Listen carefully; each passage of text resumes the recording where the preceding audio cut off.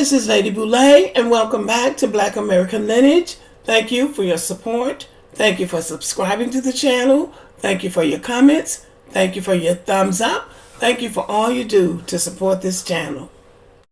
Okay, y'all, take a look. What do you see? You see a red wall, a black man, and a white woman standing against the wall with t-shirts that read U.S. Border Patrol. Now, where do you think these two people are? Teachers dress in culturally insensitive costumes for the first day of school. So these are teachers dressed in costumes that say Border Patrol. Now, who do you think they're sending that message to? They're sending that message to students that might be in that school who are in this country illegally. That's who the message is for. Teachers at Royal Elementary School in Florence County, South Carolina, made a hugely tone-deaf mistake during a back-to-school event at the beginning of August. I am generally an advocate for teachers and do not like highlighting when they do something wrong unless it is so outrageous it needs to be shared. But something like this makes us all look bad. On the first day of school, Royal Elementary held what they called an Olympic parade to celebrate different cultures from around the world. The way that some teachers and administrators chose to represent Mexico was based entirely on insensitive stereotypes. After they proudly posted photos to Facebook, the community was outraged. Well, it's probably a hypocritical community because they say one thing and do another, but the teachers just took it to another level, which, in my opinion, they should have known better. But when you're living in a community where people feel like that, sometimes it's hard to know where the line is. Some of the teachers were dressed in t-shirts that read U.S. Border Patrol while standing next to a fake brick wall. Other teachers wore sombreros with a sign that said Royal Cantina. One parent said, "These are educators with degrees who should know better. Out of all the things they could have done to represent the culture, community, and country of Mexico, they chose the U.S. Border Patrol and cantina, which is a Spanish word for bar." One parent said, "It's inappropriate, racial, and all around a flat-out disgrace." After posting the pictures to Facebook and the community expressing their outrage, several employees were no longer employed at the school, and school leadership has changed, according to a news release from district administrators.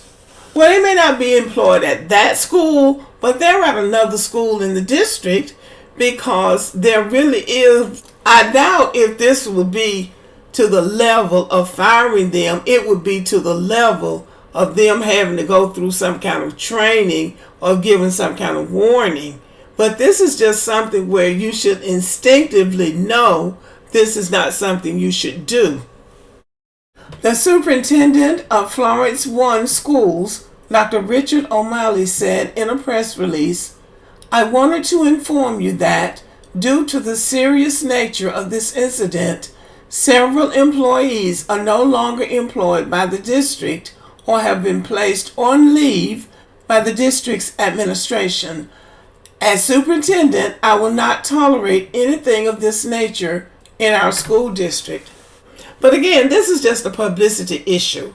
It's just a bad look for the school, but no real infraction occurred. So he can write, he can do a good letter and talk to the public, but those teachers have rights too. They just should have known better than to do something like that, given that they may have had children from Mexico or some other place where people would dress like that, or where they might be illegal, because that's what it's all about. They should have known better than to do that. They should address the issue in another way if they have that issue in their school district. Now, I'm doing this video because there's a black guy standing there with this white woman with that t-shirt on. Number one, if anybody actually got fired in that situation, you know it was him. Or if they had to be moved to the farthest end of the county, it was him. I guarantee you those white women are still in that school.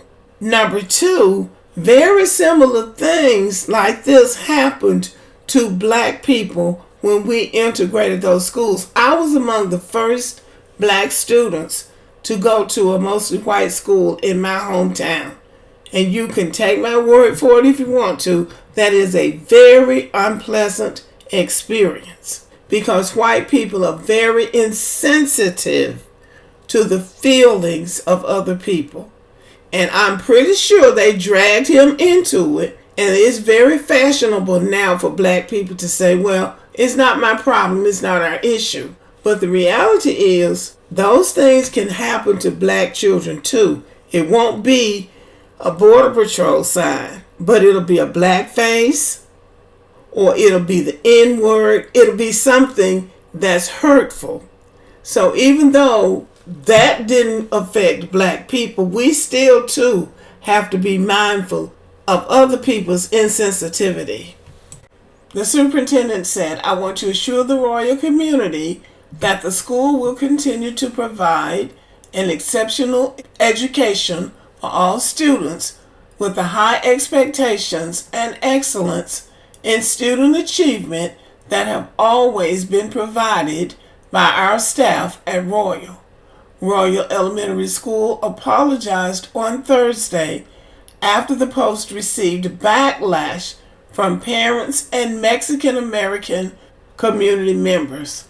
Well, they're very good at doing stuff like that, coming back and pretending that, oh, that's not what we stand for at the school and these people are going to be reprimanded or fired. They always do stuff like that, but they know what's going on. They want to send that message, and the message gets sent. After the fact, they'll come back with some kind of a phony apology, but they have sent the message that they want to send. So anyway, I just thought I would share that, because when I share an experience like this, it's not because I care more about those people than I care about my people. What I am doing is showing that the same devil that operates towards us operates towards other people too.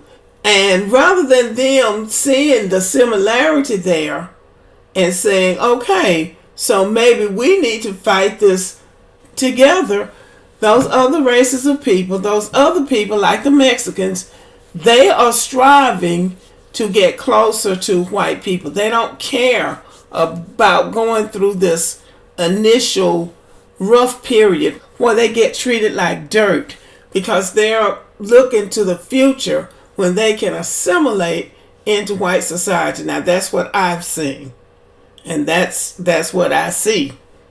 So anyway, maybe they'll get over it. We'll see. But they're not going to stop doing this kind of stuff anytime soon. Just like they're still doing blackface, they're going to still be doing stuff like this. So they might as well buckle up, because the ride is not going to get any smoother anytime soon. Okay, let me know what you think about this, everybody. Have a good evening.